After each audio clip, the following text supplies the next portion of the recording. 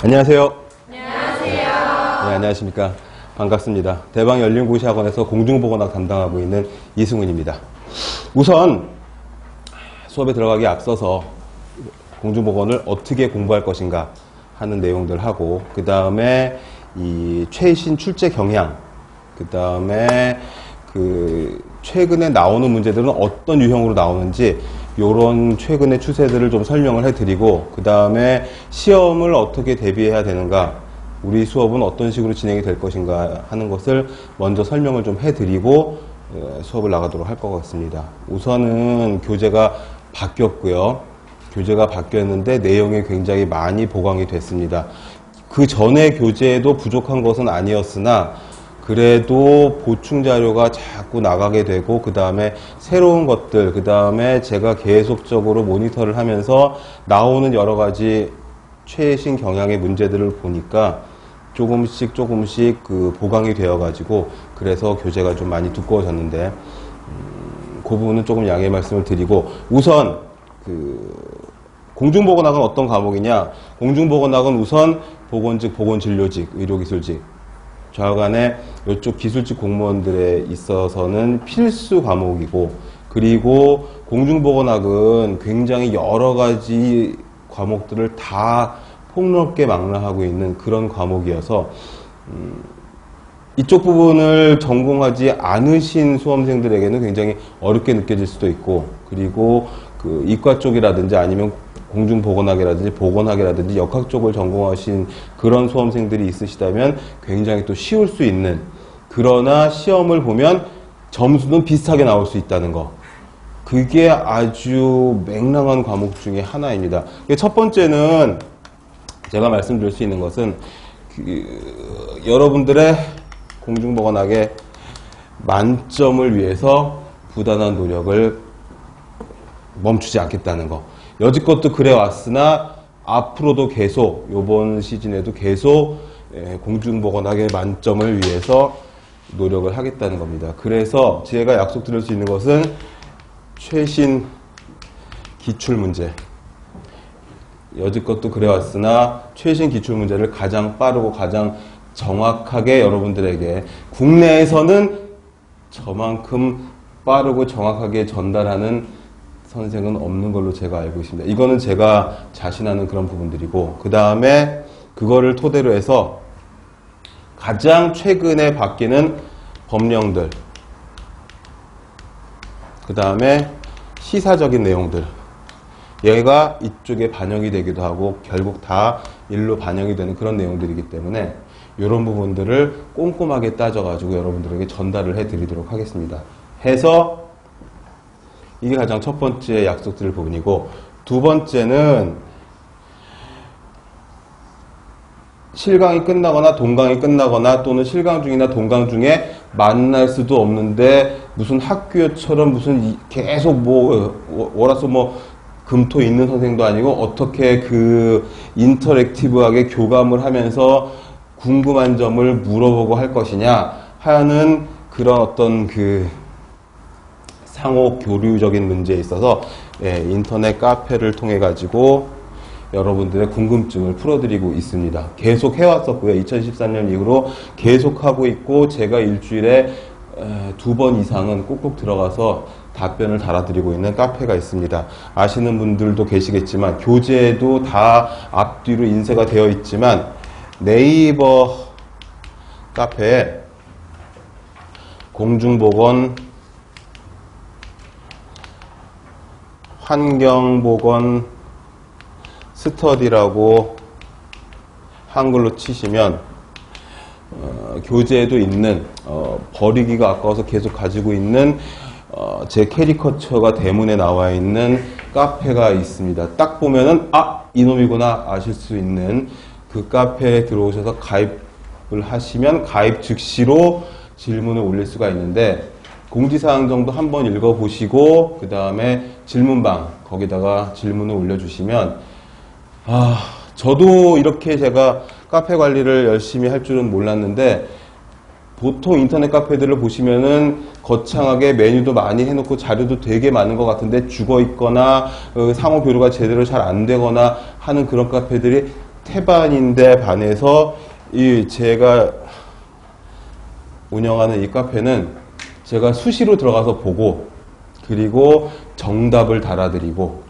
수험생 고민 상담, 자유 게시판 뭐 이것저것 전부 다 들락날락하고 그 다음에 최신 법령, 시사적인 문제 이런 것들 자료실에 자료들도 빠방하게 집어넣어드리기 때문에 저도 이거를 제 데이터베이스로 활용하는 정도로 계속적으로 꼼꼼하게 보고 있으니까 여러분들도 수업을 들으시면서 당장 오늘 저녁이라도 아니면은 수업이 끝난 이후라도 그 이후라도 공부하시다가 뭐 몇 년 지난 수험생도 다시 들어와 가지고서는 다시 시작을 하기로 했는데요.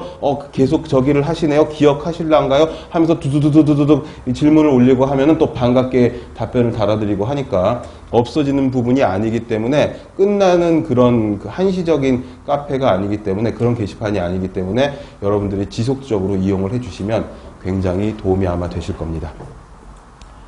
그 다음에 마지막으로 교재.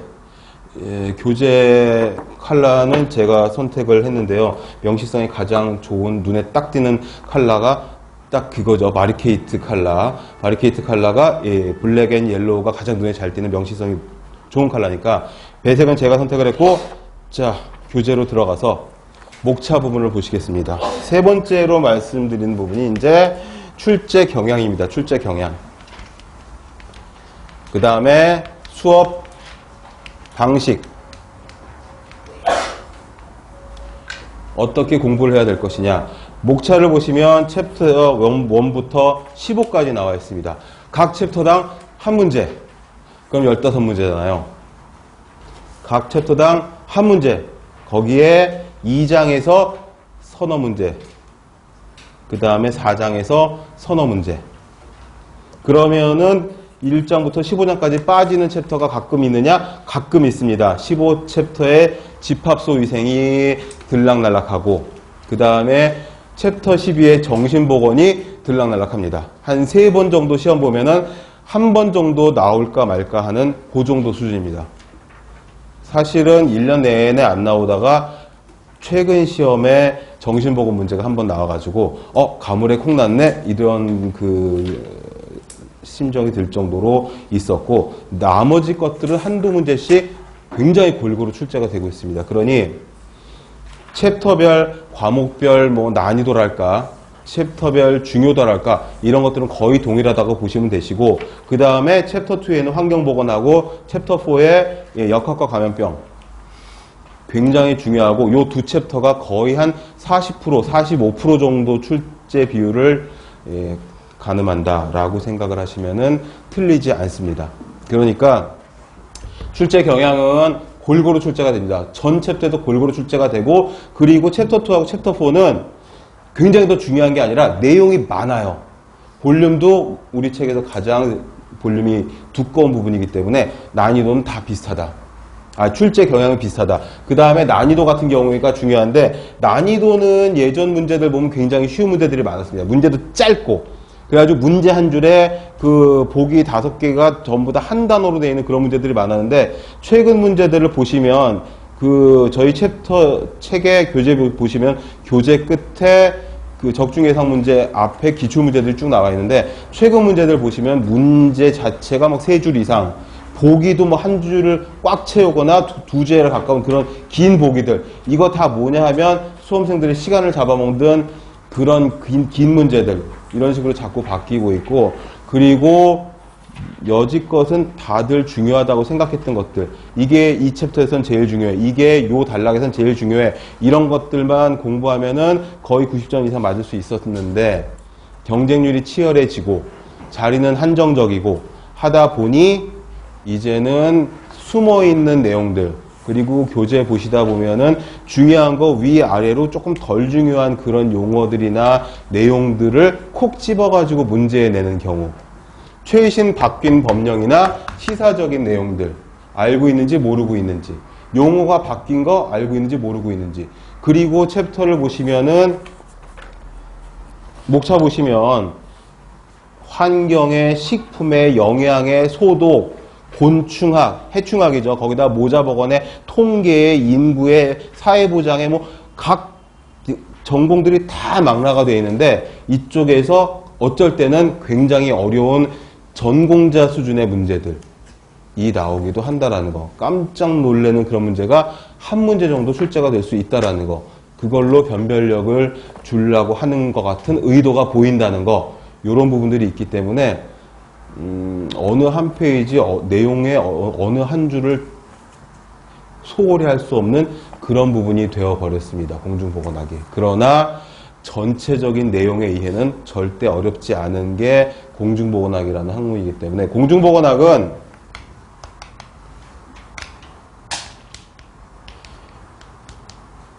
예방의학과 굉장히 비슷한 맥락을 가지고 있기 때문에 물론 보장이나 사회보장이나 이쪽 부분들은 조금 벗어난 부분들도 있지만 예방의학과 굉장히 겹치는 파트가 한 7, 80% 이상이기 때문에 그렇게 많이 어려워서 이건 절대로 못하겠다 하는 그런 부분들은 없습니다.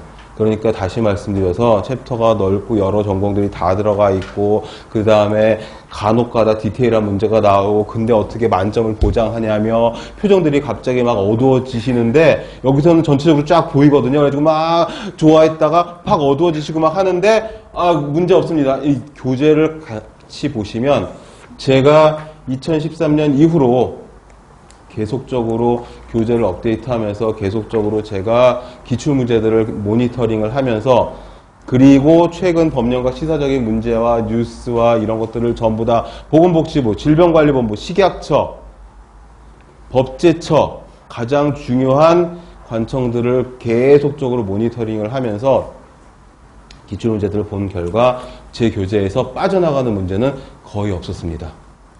이거는 정말입니다. 그래서 자부심을 갖고 있는 교재입니다. 그러니까 교재를 보시면서 같이 쫓아온다기보다 같이 함께 가시면은 카페를 같이 이용을 하시면은 제 강의를 들으시는 분들 모두 다 다른 과목은 제가 잘 모르겠지만 공중보건학 하나만큼은 만점을 맞을 수 있는 그런 자신감과 그 다음에 그런 그 현실적인 점수를 얻을 수 있도록 제가 만전을 기해서 도와드릴 수 있다라는 겁니다. 우선 그 정도 말씀을 드리고 그리고 진도를 나가도록 하겠습니다. 1장부터 3페이지. 자, 우선은 세 가지 정도로 제가 이제 첫 시간이니까 말씀을 드렸고 그 다음에 오늘은 첫 시간이어서 저기가 없으나 한 주 한 주 더해가면서 가장 너무 최근에 출제가 되어서 저희 교재에 들어가지 않은 그런 정말 따끈따끈한 문제들을 또 제가 매주 챕터별로 나눠가지고선 나눠드리고 그 시간 끝에 풀어드리는 그런 시간을 또 갖도록 하겠습니다. 그러니까는 빠지지 말고 잘 나오시면 유임을 받으시고 그 문제들이 제가 이 신교재를 편집할 때까지는 들어가 있는 문제들이 가장 최근의 문제였고 이게 편집돼서 나오는 중간에 그 짧은 기간에 출제됐던 문제들 그것들까지도 제가 다 뽑아가지고서는 따로 묶어가지고 챕터별로 나눠드리면서 풀어드릴 거니까 최신 출제 경향은 저도 저지만 여러분들도 같이 교재하고 나눠드릴 문제들을 보시면은 여러분들도 얼마든지 같이 파악이 가능하실 거라고 생각이 됩니다. 그리고 교재 끝에 있는 적중 예상 문제는 그거보다는 조금 된 문제들, 과거에는 이랬고 최근에 이랬고 그거 같이 감을 잡으시라고 넣은 문제들이니까 보시면 좋겠습니다. 자, 3페이지부터 먼저 들어가도록 하겠습니다. 일단 첫 장은 공중보건학에 대한 개론입니다. 개론. 그래서 공중보건학의 이해, 공중보건학의 역사적인 사실들 그런 것들만 몇 가지 체크하시면 크게 어렵지 않은 그런 파트인데 20문제 중에 한 문제는 꼭 나온다는 거. 그거를 염두에 두시고 가장 많이 나왔던 사람이 첫 번째 줄에 있는 윈슬로우 교수입니다. 공중보건학의 정의를 내린 사람이 윈슬로우 교수고 예일대 교수이기도 하셨고 이 양반의 이야기는 물론 번역해 놓은 거지만 거기 키워드가 공동노력, 질병 예방, 생명 연장, 효율 증진 그러한 과학 요게 다 키워드입니다. 공중보건학은 말 그대로 커뮤니티, 지역사회, 그룹, 나아가서는 뭐 인류 전체를 대상으로 하는 보건, 의학, 과학, 기술 뭐 이렇습니다. 그래서 항상 공중보건학을 대하실 적에는 개인이 아니라 단체, 집단, 커뮤니티로 생각을 하시면 되고, 그리고 두 번째로 많이 나왔던 게 WHO, 세계보건기구. 세계보건기구 WHO 홈페이지 정도는 즐겨찾기에다 딱 포함을 해 두시고서 공부를 시작하시면 좋습니다. 물론 공부 끝날 때까지 한 번도 안 찾아보실 수도 있습니다. 여기 제 카페에 제가 다 찾아서 번역해 놓고 링크 걸어 놓고 다 확인을 하고 있으니까요. 그러나 WHO의 건강의 정의는 시험에 아주 예전부터 많이 나왔던 부분이기 때문에 그 한글의 정의, 그 다음에 1948년 연도까지 체크를 해두시고, 그리고 용어 해설의 사회적 안녕이 무슨 뜻이냐, 이거는 기능과 역할, 사회적으로 다 제 기능을 잘 발휘할 수 있는 그런 상태를 말하는 거다, 이런 뜻이며, 그 밑에 있는 클로드 베르나르는 공중보건학에 있어서 항상성의 중요성을 이야기한 사람이다. 항상성은 호메오스테시스라고 해서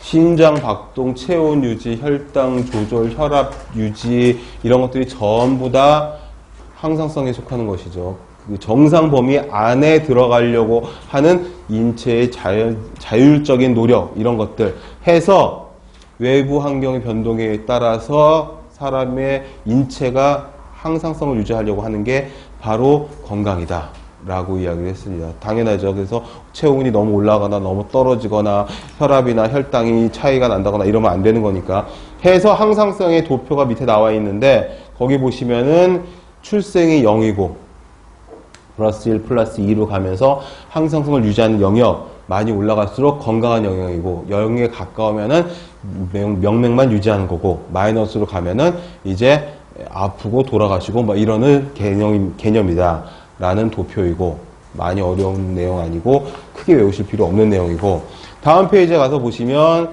WHO 헌장이라고 나와 있는데, 거기 1번 박스 안에 1번은 지금도 WHO 홈페이지 가면 대문에 나와 있는 WHO의 건강의 정의 원문입니다.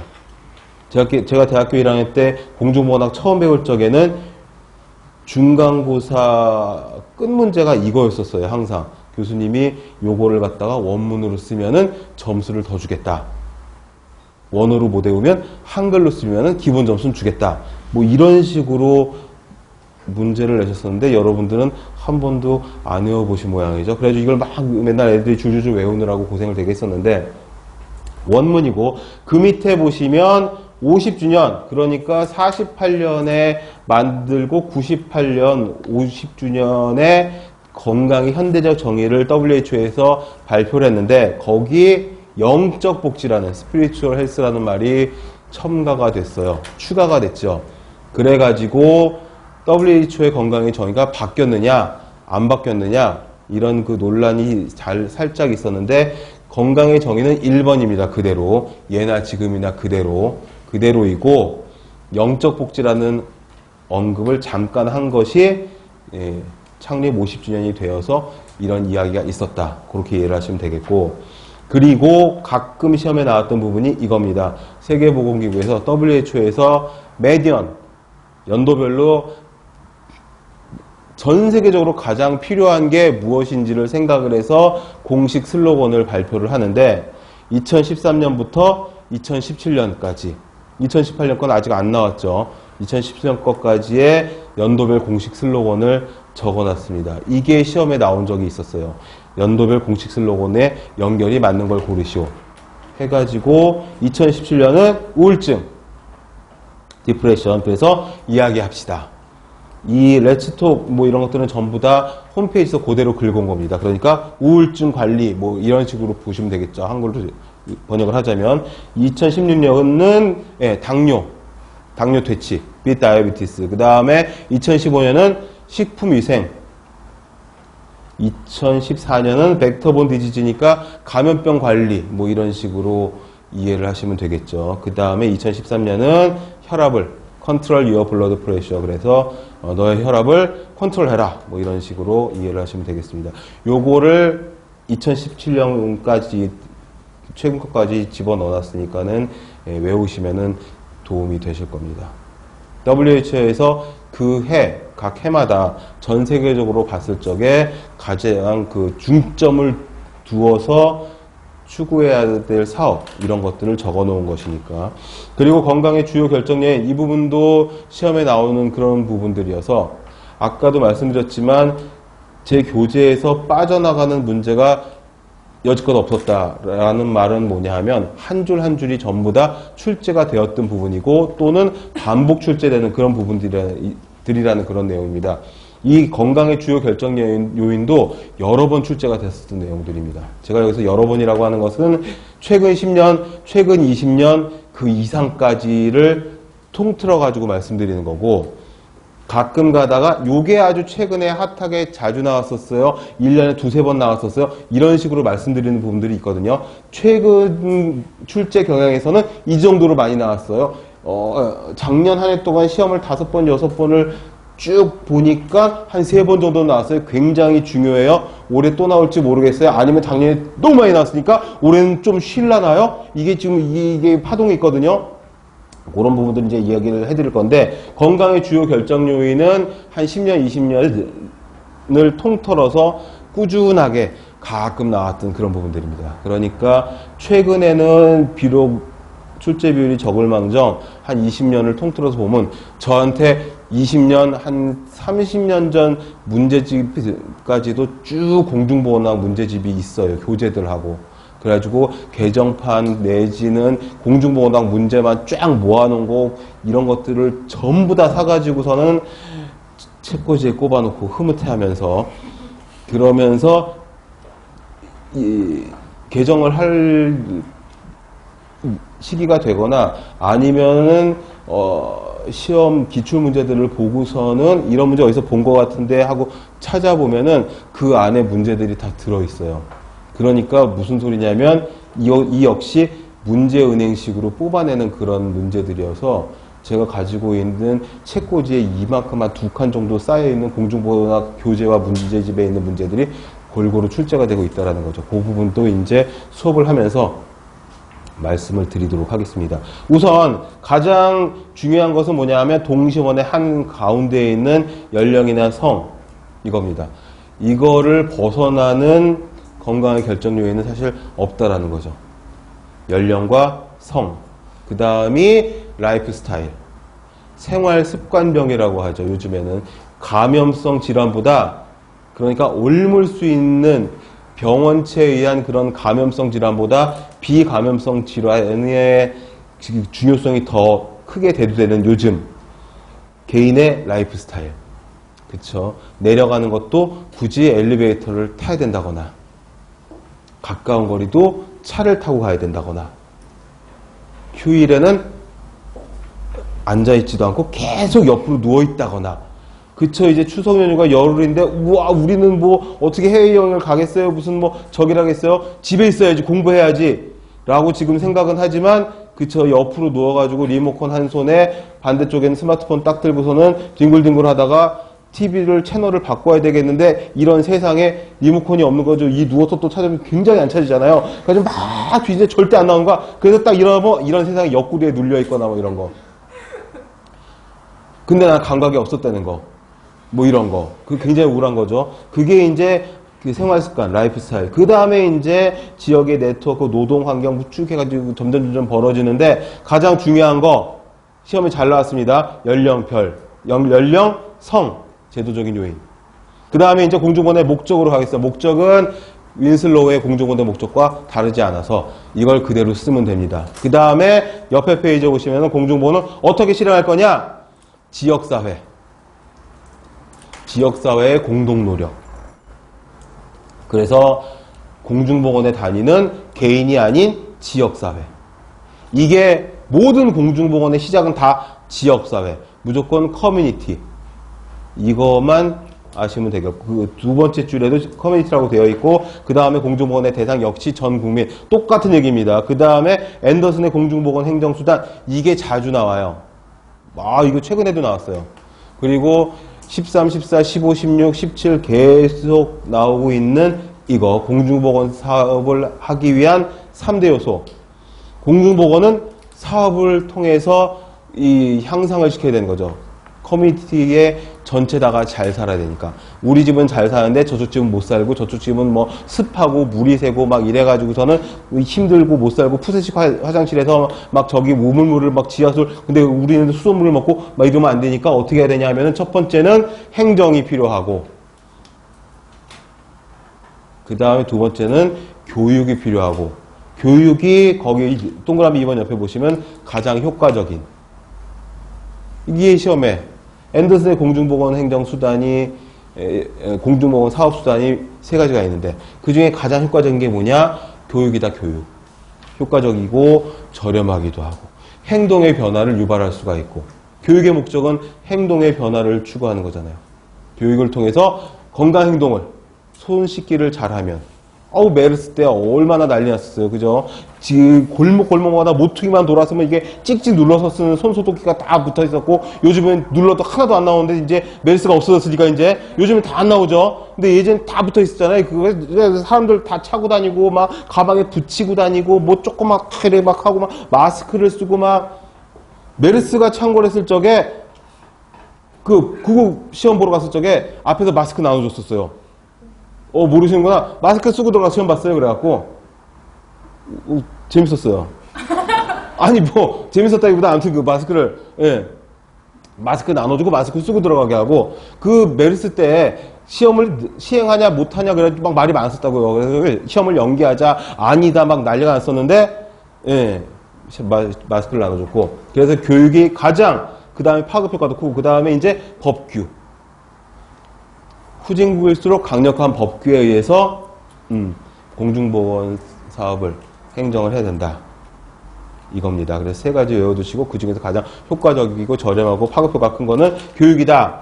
그리고 애시튼하고 세이모어라고 하는 사람이 공중보건을 4단계로 정의를 했는데 1번부터 4번까지 순서대로 내려갑니다. 이것도 나온 적이 있어서, 첫 번째는 산업보건. 예전에 그냥 뭐 뜯어먹고 농경사회 뭐 이런 뭐 잡아먹고 뭐 이런 저기에는 크게 문제가 없었는데, 산업보건이 대두되는 게 이제 산업혁명 이후에 인구가 많아지고 대량 생산, 대량 소비, 사람 인구가 많아지고 환경 문제가 생기고 많이 모여 살다 보니까 감염병이 창궐하고, 한 번 창궐하면 다 죽어 넘어지고 막 이래버리니까 산업보건이 되고, 산업화 도시화, 그 다음에 개인위생 예방접종, 그 다음에 치료의학, 점점 발달을 하는 거죠. 예전에는 무슨 뭐 병이 걸리고 뭐 역병이 돌면은 저 마을이 저주를 받았어, 그렇게 착하게 살지 그랬어, 뭐 네 복이야 뭐 이러고서 막 뒤돌아가고 막 이랬는데, 그게 아니라는 거죠. 치료의학이 되고, 그 다음에 신공중보건 시기가 지금인데, 보건의료 서비스, 라이프 스타일을 컨트롤하고, 행동요인 환경 굉장히 중요하잖아요. 환경이 공중보건학의 한 30% 이상을 차지한다니까. 다 들어가요. 환경공해, 그 다음에 생태적 요인도 환경으로. 이렇게 정리를 하시면 일단 기본적인 거가 간단하게 넘어갔고, 그 밑에 보시면은 전통의학하고 공중보건학은 어떻게 다르냐, 그 비교가 있습니다. 그래서 공중보건학과 전통의학은 각각 개인과 커뮤니티, 단체를 다룬다는 게 좀 차이가 있고, 전통의학이 치료라면은 공중보건학은 예방이 가장 주가 된다. 덜 걸리게 하자. 다 걸려가지고 막 넘어지면 골치 아프다. 그러니까 질병 예방하고 육체적, 정신적, 건강적인 능력을 향상시키자. 그 다음에 다음 페이지 보시면은 아까 말씀드린 것처럼 예방의학하고 공중보건학은 굉장히 비슷한 면이 많아서 목적이 똑같아요. 그리고 살짝 다른 게 대상 단위, 공중보건학의 역시 지역사회, 국가, 민족이면, 예방의학은 물론 지역사회, 뭐 국가 다 포함이 되지만 그 개인, 가족도 같이 포함한다는 거. 그 다음에 예방의학과 공중보건학의 내용도 굉장히 비슷한데, 공중보건학은 특히 건강을 해칠 수 있는 요인들을 아예 제거해버리자. 그 다음에 책임 소재가 조금 차이가 나고 진단 방법도 약간 차이가 납니다. 문제 해결도 역시 마찬가지. 그래서 그 공중보건학이 예방의학을 포함하고 있는 그런 정도의 그 집합관계로 생각을 하셔도 될 것 같고, 밑에 보시면은 공중보건학과 유사한 용어들이 있는데 사회의학, 소셜 메디슨 해가지고 사회적인 유해 요인까지 같이. 모르겠어요. 한국인 사망원인 1위가 벌써 10년, 한 20년 넘게 다 암이잖아요. 그쵸? 암학회에서는 그런 주장을 하고 있는데 맞기도 하고, 암 발병의 원인, 암 발생의 원인. 우리는 고기를 먹으러 가도 탄 거는 안 먹으려고 하고, 마늘 탄 것도 안 먹으려고 하고, 난 탄 것도 다 집어먹는데, 조금 비싼 고깃집만 갔다 하면 아줌마가 그냥 배를 딱 테이블에 붙이고서는 뭐 얘기를 해야 되는데 계속 고기를 거주시고 뒤집어주고 좀 탄 게 있으면 그 막 가위질을 현란해가지고 딱 잘라주시고 막 이런 고기가 막 작아지는데, 그게 벤조피렌이 1급 발암물질이어서 그걸 먹으면 암에 걸려가지고 사망할 확률이 높다고 하니까 그걸 걱정하는 게 더 암에 걸릴 것 같은 거지. 이제 암 발생의 70% 이상이 스트레스라는 거예요. 스트레스는 모양이 없는 건데 병균도 아니야, 유해물질도 아니야, 공해물질도 아니야, 환경호르몬도 아니야. 스트레스는 물론 물리적인 것도 있고 정신적인 것도 있고 그 다음에 저기도 있지만 일반적으로 말하는 스트레스들은 이 정신적인 거잖아요. 저걸 먹으면 죽을지도 몰라. 미세먼지가 왔는데 여기 돌아다니다가 죽을 것 같아. 미세먼지 많은데 버스 타고 가는데 창문을 열어서 거지같이 어떡할 거야. 그것 때문에 더 죽겠는 거지. 이제 그 60년대 70년대를 거쳐오면서 빨리빨리 문화에다가 냄비 문화에다가 우리는 막 그런 것들이 막 그 팽배해 있어가지고, 그래가지고 정신적인 스트레스가 국가적으로 많은 그런 민족이어서 아마 암 발생률이, 발병률이, 암으로 인한 사망률이 가장 높지 않은가 싶기도 한데, 그게 이제 사회의학 이런 것과 맥락을 같이 한다는 거죠. 실제로 대한스트레스학회에 들어가서 보시면 암 발생 요인 중 70% 이상은 스트레스로 인한 거다. 이러한 논문들이 굉장히 많아요. 저도 그런 논문을 얼기설기 만든 적이 있었는데, 쥐한테다 스트레스를 굉장히 많이 주잖아요. 그러면 쥐가 면역력이 떨어져요. 면역력이 떨어지면 있잖아요, 아주 마이너한 발암물질, 우리가 그냥 이겨낼 수 있는 하면은 푹 나가버리는 그런 발암물질 같은 것들, 그렇잖아. 숨 쉬는데 뭐 어마어마하게 많이 들어올 거 아니에요. 그 볼펜에 무슨 페트병에 무슨 뭐 커피에 각종 첨가물에 뭐 우리가 무슨 유기농만 먹고 사나? 아니잖아. 한번 오면 마이너한 발암물질, 유해물질들이 있는데 그건 다 물리칠 수가 있는 그런 아주 미세한 것들인데, 스트레스가 많은 거 있잖아요. 면역력이 뚝 떨어져요.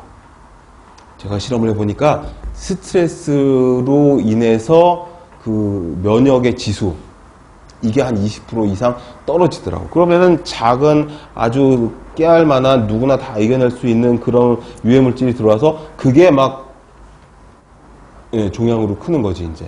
그래가지고 암 발생률이 높아지는 거다라는 이야기 아닌데, 실제로 그렇습니다. 스트레스를 많이 준 쥐하고 안 준 쥐하고 같이 키우면서 똑같이 복강에다가 발암물질을 집어넣고서 키우는데, 이쪽 애들은 거의 뭐 실험 끝날 때까지 살아있지 못한 쥐들이 거의 한 40%고 나머지들은 나중에 해부를 해도 막 종양이 막 이렇게 크게 자라고, 이쪽 그냥 먹고 노는 애들은 또 스트레스 안 준 애들은 또 그냥 저절로 낫기도 하고 좀 덜 하기도 하고 막 이런 경우들이 있습니다. 지역사회학, 커뮤니티 메디슨이다 하고 물리학적, 생물학적, 사회학적 이런 것들이 쭉 들어가고, 거기 동그라미 니은에 보시면 키트 G 존슨이라고 하는 사람이 역동적인 과정이라고, 이 부분에서는 사람 이름과 요 단어들만 같이 매칭시키면 됩니다. 클로드 베르나르 툭 치면은 항상성이요 뭐 이런 식으로. 역동적 그러면 키트지 존슨인데요. 뭐 이런 식으로 툭 치면 팍 튀어나오게. 그죠? 야맹증 말하면 비타민 A 뭐 있잖아요. 예, 다 아는 거. 구루병 말하면 D인가요? 뭐 있잖아요. 이런 것들. 그런 것처럼 툭 치면 탁 튀어나오게 해야 됩니다. 그래야 분당 한 문제씩 푸는 그 시험장에서 멘탈을 유지하면서 잘 풀 수가 있어요. 내가 모르겠는 게 한 3문제 나왔는데 다른 거는 다 쉬운 거야. 근데 20문제를 풀다 보니까 모르는 거 3개가 자꾸 걸리는 거예요. 95점은 맞아야 되는데 85점밖에 안 될 것 같은 거지. 그러면 어떻게 두 개를 어떻게 나머지 다 쉬운데 그 막 고민하다가 나머지도 틀리고 그거 고민하다가 이거 마킹하는 시간 놓치고 마킹하다가 삑살이 나고 다시 주세요 하면은 수험번호부터 다시 써야 되고 위 사람과 틀림없으면 이것도 다시 다 써야 되고 뭐 이것저것 하다 보면 정신이 없어가지고 아는 것도 틀린다니까. 그러니까 그냥 이런 단순한 것들은 툭 치면 바바바박 나올 수 있게. 그래서 시험지를 보는 순간 0.5초 안으로 바로바로 나와가지고 딱딱딱딱딱 찍고 검산하고 한 10분쯤 남겨놓고 엎어져 자고 뭐 이럴 수 있는 그런 시간 안배를 해야 됩니다. 그 다음에 밑에 보시면 건설의학이라고 해서 이 건설은 적극적으로 건강을 증진시키는, 실제로 뭔가를 만드는 게 아니라 우리의 건강을 적극적으로 증진시키는 그런 의미다. 그렇게 생각하시면 되겠고, 7페이지에 보시면 공중보건학의 학문적인 성격, 아주 좋은 내용이 여기 들어있습니다. 아주 범위가 넓어요. 거기 보시면은 동그라미 1, 2, 3, 4번은 여지껏 했던 내용의 그 중복이고, 거기 보시면 공중보건학의 범위라고 되어 있는데, 이게 이제 앞에 나왔었던 윈슬로 교수도 이렇게 얘기했는데, 환경, 보건, 그 다음에 질병관리 이런 식으로. 그러나 이것들이 다 서로 엮여 있다는 거. 그래서 문제들을 보시면 최근 문제들은 딱 감염병 문제 하나만 나온 게 아니라 감염병 플러스 환경적인 거 플러스 역학까지 다 엮어서 곤충, 해충학 문제에 해충에 옮기는 감염성 질환 플러스 거기다 환경 문제까지, 또는 거기다 역학까지 같이 집어넣어가지고, 또는 거기다가 식품위생까지 같이 넣어가지고 완전히 여러 가지 챕터들을 섞어가지고 내는 그런 문제들이 많이 나옵니다. 그러나 뭐 크게 어렵진 않은 것이 범위는 넓으나 깊이는 좀 얕다는 거. 그래가지고 우리는 넓고 얕게 보는데, 아까도 말씀드렸다시피 가끔 가다가 미쳐가지고 한 문제 정도씩은 아주 디테일한 문제가 나오기도 하는데, 그래도 여지껏 나와있던 데이터들이 있으니까 이 부분에서 디테일하게 나왔다. 요 챕터에서는 이런 부분들이 디테일하게 나왔었다. 이런 부분들을 제가 쫙쫙쫙쫙 찝어드리면은 감을 잡으실 수가 있을 거예요. 이런 것들을 중요하게 생각하는구나. 출제자의 마인드로, 출제자의 그 정신세계를 막 이해하면서, 이게 중요해서 이때 이런 문제를 냈었겠구나 생각을 하면서 공부를 하시면 뭐 또 나름 재밌는 그런 수업이 될 수도 있습니다. 환경보건의 환경위생, 위생건축, 대기, 수질, 의복, 주택, 식품, 보건, 산업보건, 산업보건 중요하죠. 산업보건도 한두 문제 꼭 나오지. 환경오염관리, 딱 환경. 그 다음에 보건관리, 보건행정에, 교육에, 그 다음에 학교보건, 국민영양, 모자, 간호, 인구보건 어마어마하게 다 나오죠. 그래가지고 문과적인 이해가 좀 필요한 과목들도 한 30-40%, 이과적인 그런 이해가 필요한 과목들도요 60-70% 해가지고서는 거기 감염병, 보건기생충, 뭐 성병 관리까지 해가지고 쭉 나오는데, 그래서 단순암기와 약간의 이론적인 이해, 이런 것들이 섞여가지고 보시면은 아마 많이 어렵지 않은 그런 부분들일 겁니다. 그리고 계속 말씀을 드리겠지만 지금은 개론 부분이기 때문에 이런 식으로 이제 쭉 하는데, 이제 환경에 가거나 역학 감염병 쪽으로 가거나 하면 이제 어떤 그 생물학적인 또는 내지는 화학적인, 생화학적인 내지는 그 보건 영역이나 식품 위생이나 이쪽 가면 화학이나 생물이나 이쪽 이론들이 조금 들어가는 부분들이 있는데, 이것도 결코 어렵지가 않아서 초중학교 정도까지를 정상적으로 이제 그 마치신 분 이상이면은 이해할 수 있는 그런 정도의 이론을 베이스로 해가지고 거기다 단순암기 하는 그런 부분들이니까 절대 어렵지 않습니다. 많이 보시고 넓게 보시고 그 다음에 이 시사적인 거랑 최근의 경향이랑 이런 것들 좀 파악하시면은 시험 시간에 당황하지 않으실 거예요. 그 다음에 3번에 있는 포괄보건의료. 포괄이란 말이 굉장히 포괄적으로 정말 많이 쓰이는데, 포괄보건의료, 이 포괄자가 나오면 대충 이놈이 답이겠구나 이렇게 생각을 하시면 됩니다. 포괄이 전부 다 포함을 하는 거니까 거기에 자연과학, 사회과학 뭐 이런 것 같이 전부 다. 그리고 공중보건을 하는 방법은 가장 중요한 게 역학. 역병할 때 역, 지역할 때 역. 역학은 공중보건학의 핵심, 공중보건학의 꽃, 공중보건학의 에키스는 아니죠. 공중보건학의 익스트랙트죠. 에키스는 콩글리치죠. 에키스는 무식한 말이고, 익스트랙트. 공중보건학의 코어. 공중보건학의 주인공은 역학. 거기 두 번째 줄에 환경, 병인, 사람, 숙주죠. 요 세 가지. 요 세 가지가 다 갖춰져 있어야 질병에 걸리고, 그리고 질병에 걸린 사람이나 질병에 걸린 지역 같은 것들을 전부 다 연구하고 파악하고 분석하고 해서 다시 걸리지 않도록, 다음번에 걸리지 않도록 하는 게 역학. 그래서 역학은 과학이고 통계고, 역학은 설문조사고, 역학은 막 발품도 팔고, 역학은 전부 다 공중보건학에 있어서 역학이 가장 중요하다. 공중보건학은 역학과 다르지 않다. 역학이 공중보건학에 포함되지만 공중보건학은 정말 역학과 굉장히 중요한 관계를 가지고 있고, 그 역학은 또 보건 통계의 바탕 위에 쓰여지는 것이다 라는 거죠. 통계가 그래서 중요하다. 숫자를 다 믿으면 안 되긴 하지만 그래도 판단의 근거가 되는 게 숫자일 수가 있기 때문에 역학은 항상 보건 통계와 같이 다닙니다. 그 말은 뭐냐면 공중보건은 역학과 통계와 함께 한다는 거. 그 다음에 동그라미 3분에 있는 인간 생태학, 생태학적인 필요성, 이런 것들이 역학의 도구가 되겠죠. 하고 다음 페이지에 보시면은 집단이나 지역사회에서도 역시 마찬가지로 재정적인 뒷받침, 아까 이야기했던 것처럼 법령이 있어야 되고 재정적인 게 있어야 되고 행정이 있어야 되고 이런 것들.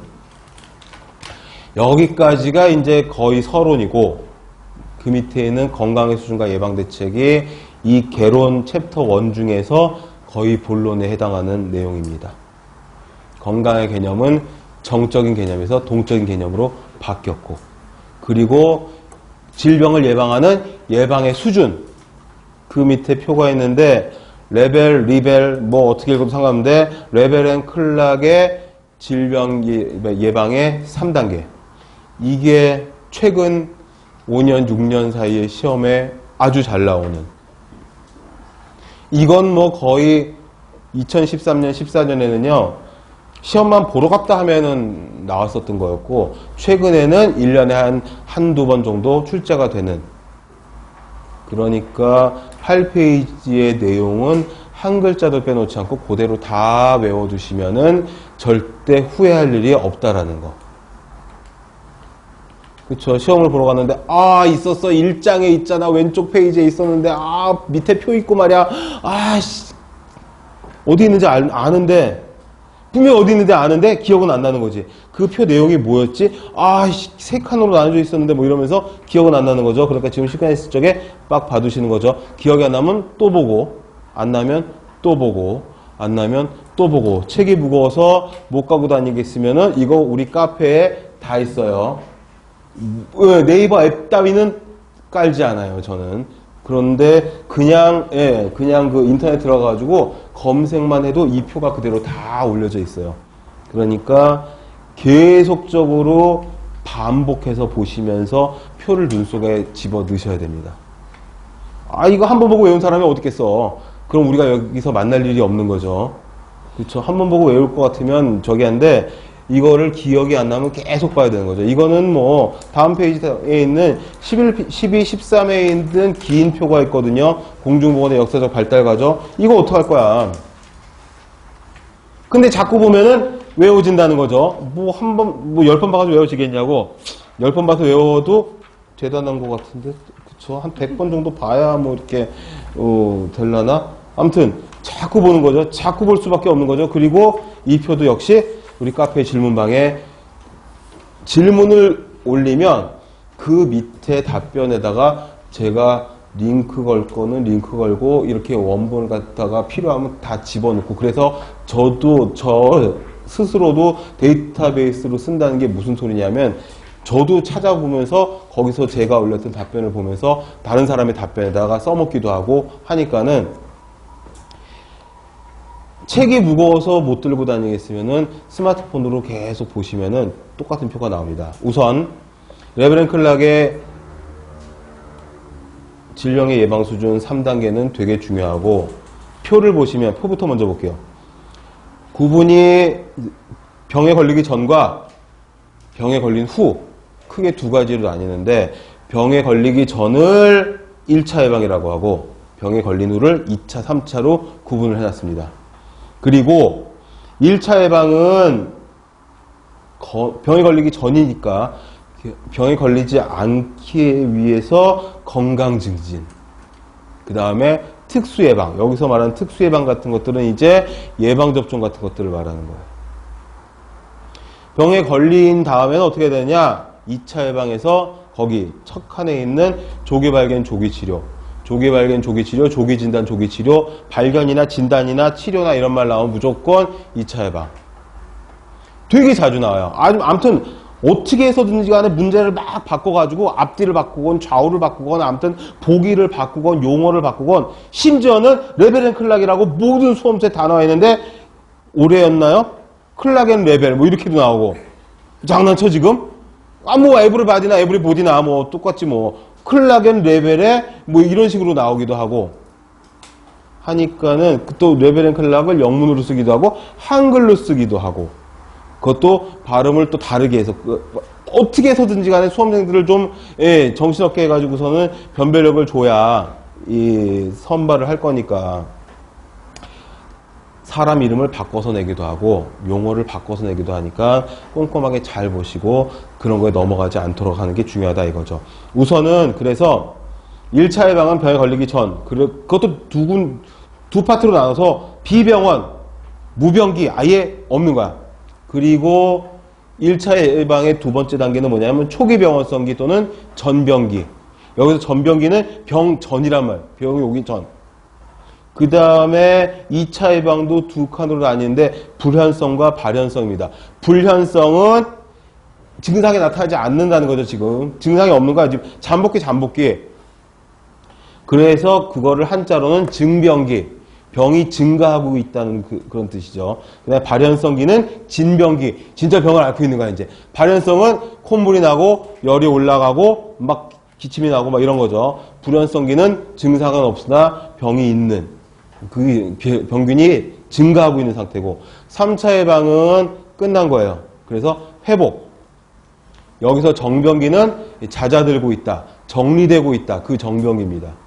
해서 밑에 있는 기별 진행은 옛날 책에서 끌어다가 붙인 거고 증상별로는 요즘 많이 얘기하는 거기 때문에 같이 비교해서 보시면 좋습니다. 왜 그러냐 하면 아까도 말씀드렸다시피 예전 한 20, 30년 전 문제부터 최근의 문제까지 계속 반복적으로 문제은행에서 뽑아내는 것처럼 이게 출제가 되고 있으니까 예전 용어가 가끔씩 튀어나오기도 합니다. 그러니까 그거 있죠. 실험동물을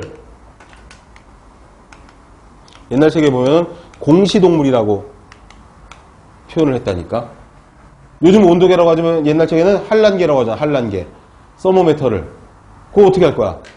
근데 그런 것들을 같이 대조해서 같이 보시면은 혼란이 없겠다라는 거죠. 그리고 거기 특수예방, 1차적 예방에 특수예방에 그러니까 건강증진과 특수예방 사이 거기에 이제 백신이 들어갑니다. 예방접종을 하게 되는데 예방접종이 여기 크게 두 가지가 들어가요. 위에 있는 내용으로 와서 보시면 1차 예방 보시면 비병원성기, 초기병원성기 한글이라 했는데 이제 풀어서 놓고 뭐라고 되어 있냐면 거기에 건강 상태를 최고 수준으로 유지하자. 동그라미 A번에 그런 말이 나와 있고 B번에 보시면 적극적인 예방, C번에 소극적인 예방. 적극적 예방에도 백신, 소극적 예방에도 백신. 예방접종이라고 돼 있죠. 백신이라는 말 대신에 둘 다 주사잖아. 아무튼 둘 다 샷이라고. 적극적 예방에 있는 백신은 항원을 주입하는 백신입니다. 항원은 안티겐이라고 해서 항원이 들어가서 항원항체 반응으로 항체 안티바디를 형성을 시키는 거죠. 우리 몸에서. 그러니까 항원을 원인 물질을 넣어주는 거는 우리 몸에서 항체를 만들어야 되니까 적극적인 백신인 거라. 근데 밑에 있는 소극적 예방은 뭐냐면 항체를 안티바디를 아예 샷으로 넣어주는 거예요. 주사로. 그 말은 뭐냐면 소극적인 예방. 너는 할 거 없어.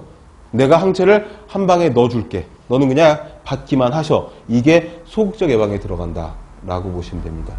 그래서 1차 예방에 이걸 구분하라는 문제가 있었거든요. 몇 년 전에. 그래서 1차 예방에서의 적극적 예방의 백신은 뭐다? 항원을 주입하는 거. 똑같은 1차 예방에서의 소극적 예방, 특수 예방은 뭐냐? 항체를 주입하는 거. 항체를 주입하는 거는 치료가 크게 다르지 않지만 그러나 아무튼 소극적 예방에 속한다.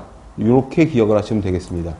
그 다음에 2차 예방은 그것만 나오면 무조건이에요. 조기 발견, 조기 진단, 조기 치료. 치료자만 나오면 전부 다 조기 발견, 조기 진단, 그 다음에 치료자만 나오면 무조건 2차 예방. 그 다음에 이제 3차 예방은 재활인데 용어가 약간씩 다양하게 써서 거기 보시면은 의학적인 재활도 있고 직업적인 재활도 있고 사회적인 재활도 있으니까 그거를 잘 구분하셔야 됩니다. 의학적 재활은 말 그대로 의학적인 치료, 직업적 재활은 그거. 기능장애 경감, 남아있는 기능을 활용해서 최대한 정상적인 정상적인 사회생활을 할 수 있도록 도와주는 거. 완벽하지는 못해도 남아있는 그 기능을 활용해가지고 최대한. 그 다음에 그 밑에 보시면 3차 예방에 뭐라고? 사회적 재활은 사회평가, 사회봉사, 심리적인 거, 정신적인, 영적 상담까지 해서 가장 중요한 건 뭐냐면 보기 중에서 1차, 2차, 3차를 구분하라는 거. 또는 보기 중에서 1차를 뽑아내라는 거. 3차가 아닌 걸 찾으라는 거. 이런 식으로 나오거든요. 그러니까 여기 있는 용어를 다 기억을 하셔야 됩니다.